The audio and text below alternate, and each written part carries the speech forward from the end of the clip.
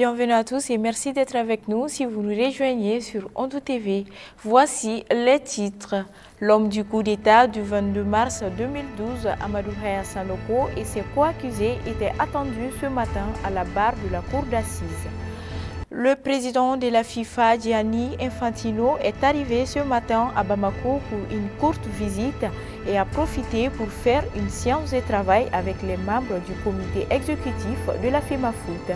Vous aurez plus de détails dans ce journal.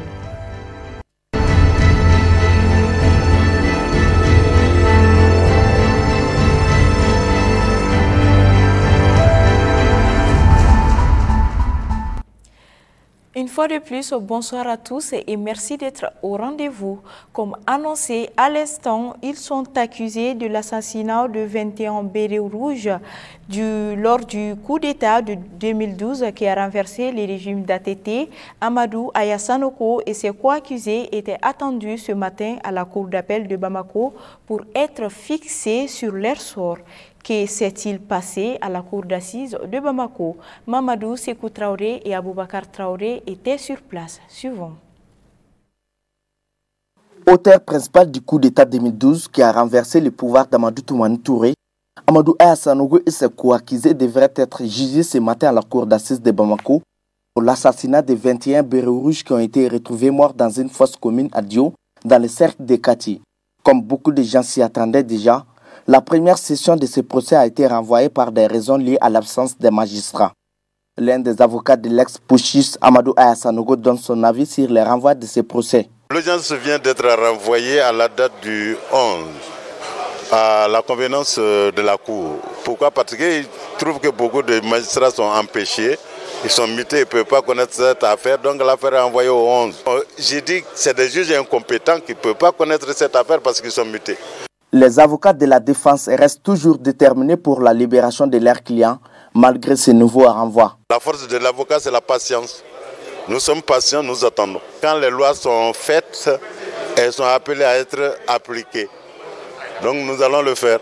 Appliquer les lois et voyez ce que je veux dire. Il y a plusieurs lois qui ont été votées depuis. On veut leur application. Peut-être qu'il n'y aura même pas de débat, mais qu'ils en seront déclarés non coupables de fait, ou du moins on va déclarer les faits prescrits. Merci. Ce procès dépasse l'attendement de nombreuses personnes, car c'est plus de 2 fois qu'il est renvoyé.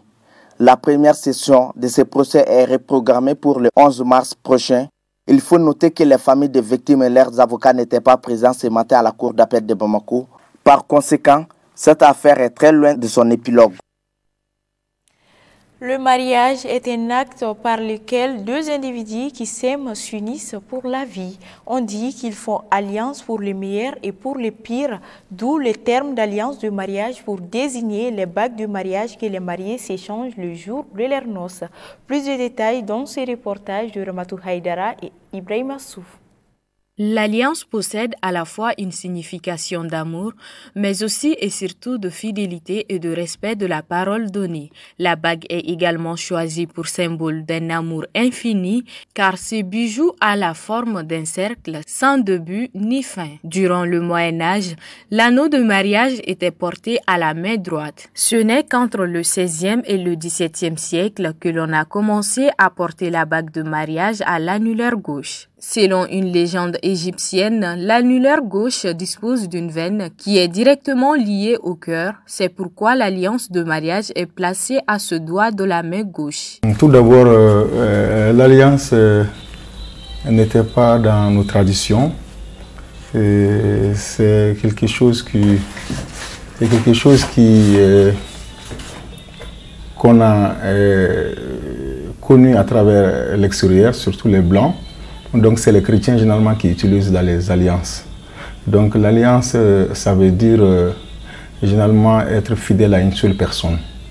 Donc vous échangez les alliances, donc la personne, vous jurez de fidélité et honnêteté pendant toute votre vie.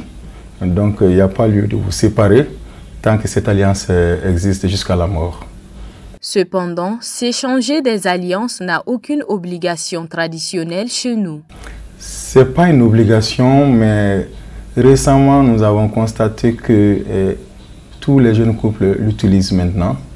Donc, ceux qui ne l'utilisent pas pendant leur mariage sont généralement frustrés parce qu'on sent de la frustration dans leurs yeux quand ils n'ont pas d'alliance, et surtout les jeunes filles qui se marient.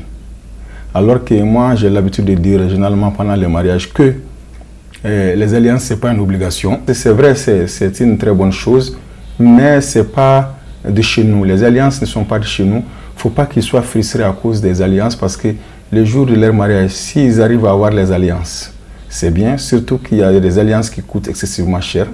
Donc ceux qui l'auront, c'est une très bonne chose, et ceux qui ne l'auront pas ne doivent pas être l'objet de frustration ou bien peut-être de quoi que ce soit qui pourrait peut-être amener un désagrément dans leur mariage. Moi, je leur dis toujours de prendre soin de leur mariage. Les alliances, c'est quelque chose qui vient d'ailleurs, c'est pas pour nous. Donc, qu'on ait les alliances ou pas, donc le mariage peut bien exister et aller jusqu'à la vie, jusqu'à la fin de leur vie. Certaines personnes se passent de porter leur bague pour différentes raisons. Par contre, d'autres ne s'en séparent jamais. Quand tu fais certains travaux avec les savons, cela peut abîmer la bague. J'étais marié, mais là, je suis divorcé. C'est pour cela que je ne porte plus d'alliance. Avant, je le portais pour montrer que j'étais marié. Je porte toujours ma bague. C'est pour non seulement montrer que je suis marié, mais aussi parce que j'aime ma femme. Selon M. Marico, ceci n'est pas normal. C'est pas normal parce que d'abord, ceux qui le font preuve de... Généralement, on le constate chez les hommes. Sinon, les femmes ont l'habitude de porter les alliances toujours, pendant toute leur vie. Mais c'est les hommes généralement qui l'enlèvent. Et cela peut dénoter peut-être d'une sorte de manque de confiance, sinon peut-être de tromperie à l'égard d'autres femmes, pour dire que soit je ne suis pas marié, ou bien peut-être que je suis à la conquête d'une autre femme que je pourrais prendre pour au moins se seconder ou bien tripler peut-être mon épouse, quoi. Dans certains pays d'Europe, comme en Russie, en Royaume-Uni, en Pologne ou en Allemagne, il est encore d'usage de porter son alliance à la main droite. Cela peut aussi signifier parfois que la personne est veuve. Aujourd'hui, les alliances sont le plus souvent fabriquées dans les métaux précieux, en or ou en platine. Elles peuvent parfois être ornées de diamants. Elles symbolisent alors la force de l'union, son caractère unique et éternel. À présent, faisons le tour de l'actualité internationale en bref et en images, une compilation de Ramatou Haïdara.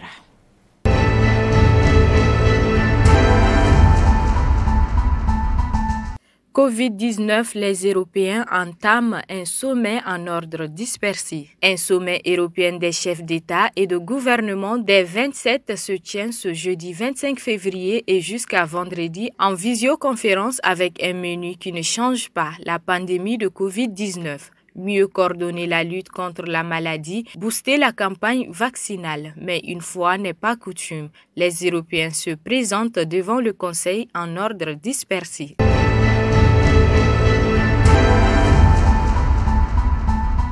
Au Sénégal, les soutiens d'Ousmane Sonko appellent à résister à une possible levée d'immunité. Le député sénégalais Ousmane Sonko, accusé de viol avec menace par une employée d'un salon de beauté, sera fixé sur son sort vendredi 26 février lors de la séance plénière de l'Assemblée nationale. Elle examinera les conclusions de la commission chargée de statuer sur la demande de levée de son immunité. C'est dans un climat politique tendu que Ousmane Sonko pourrait perdre son immunité parlementaire vendredi. Les militants pro-Sonko ont déjà demandé aux Sénégalais épris de justice de se tenir prêts pour faire face à cette injustice et pour résister.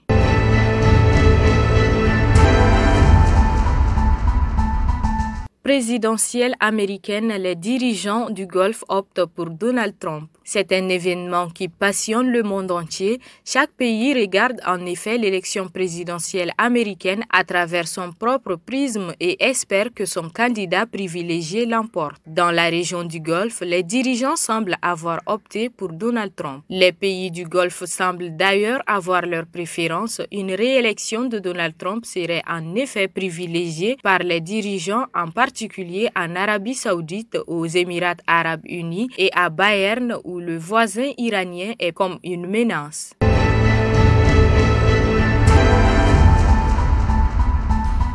L'actualité sportive, le président de la Fédération malienne de football et les ministres de la Jeunesse et des Sports ont accueilli le président de la FIFA, Gianni Infantino, à l'aéroport international Modibo Keïta de Sénou, en présence de certains supporters. Sekou Diarra et Issa Djebkile pour le compte rendu.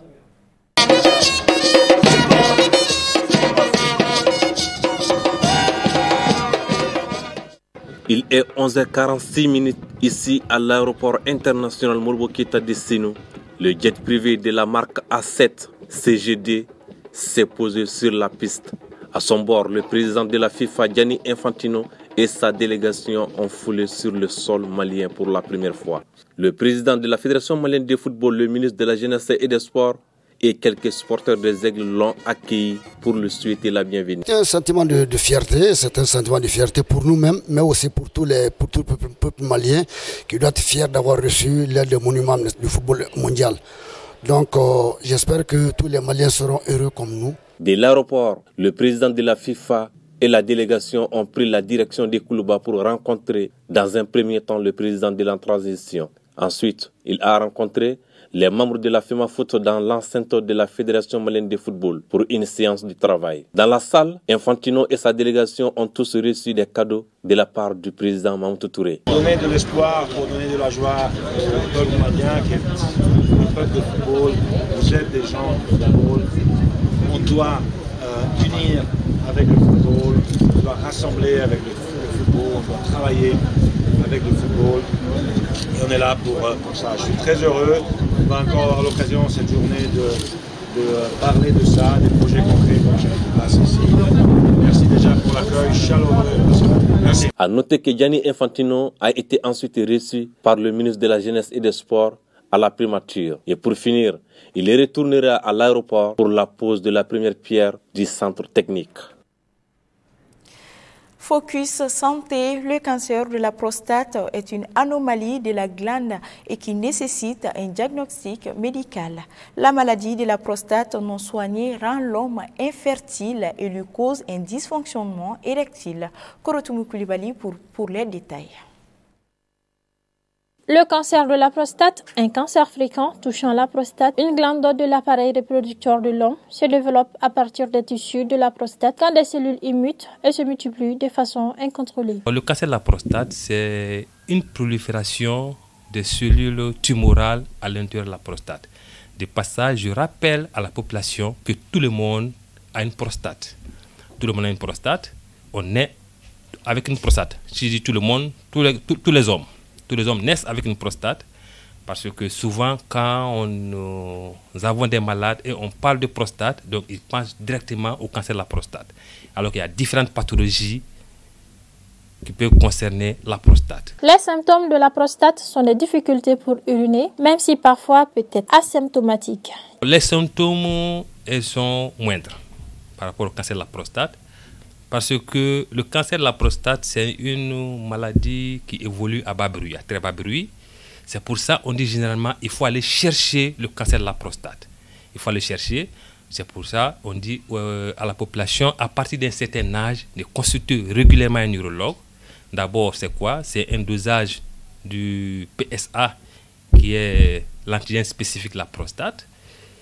Et après, qu'est-ce qu'on fait? On fait un toucher rectal. Donc, on va chercher le cancer de la prostate. Parce que très généralement, quand le cancer fait parler de lui-même, c'est à un stade avancé et c'est un stade où le traitement il est encore difficile. Le cancer de la prostate est une maladie de mieux en mieux soignée à travers le monde. Le taux de survie est proche des 100% lorsque le cancer est localisé à la glande prostatique. Le traitement il est bien codifié parce que, comme je disais tout à l'heure, le cancer de la prostate, plus il est découvert tôt, plus il est facile de le traiter. Plus le cancer il est dans la prostate, plus il est facile. En ce moment, on peut être chirurgicalement efficace parce que le premier traitement, le gold standard, c'est quoi? C'est la chirurgie, c'est d'enlever la prostate complètement. Et après, il y a la radiothérapie, après, il y a la curithérapie, et après, il y a le traitement palliatif qu'on appelle l'hormonothérapie. On fait des injections d'hormones pour freiner la testostérone. Parce que c'est la testostérone qui nourrit le cancer. Et c'est pour ça qu'on dit que le cancer, c'est une tumeur hormonodépendante. parce que c'est la testostérone qui nourrit le cancer. Donc le but c'est quoi maintenant? C'est de ramener la testostérone à zéro, proche de zéro, pour que le cancer qui est là ne puisse pas être nourri, pour freiner un peu l'évolution de ce cancer. Les causes, il y en a plusieurs. Il y a d'abord les causes génétiques, il y a une partie de la génétique qui interfère, il y a eu beaucoup d'études. Et il y a la race. Maintenant, on dit que la race noire fait plus de cancer de la prostate. Et il y a également l'hygiène, l'habitude alimentaire. Il y a l'habitude alimentaire aussi qui favorise le cancer de la prostate. Donc, il faut manger sain, il faut faire du sport, il faut éviter la sédentarité, il faut éviter l'obésité, parce que l'obésité fait partie des facteurs aggravants du cancer de la prostate. En général, la plupart des hommes ayant reçu un diagnostic de cancer de la prostate ne meurent pas de cette maladie, mais bien d'une autre cause. Et voilà, c'est la fin de ce journal. Merci de votre fidélité. Passez un excellent moment en compagnie des programmes du Hondou TV. À très bientôt.